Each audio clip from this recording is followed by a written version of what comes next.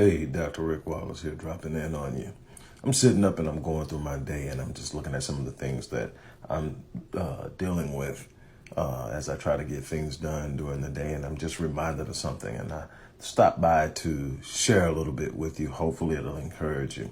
The one thing that I've learned with everything that I've done and everything that I'm doing, and my focus on helping people achieve the things in life that they want, is that you better not talk, speak, preach, or teach faith if you're not prepared to live it. And you can insert in the place of faith confidence, the law of attraction, self-confidence, self-belief, and any other thing that is associated with believing that you can accomplish things, whether that's associated with a higher power like the Most High, with self-confidence and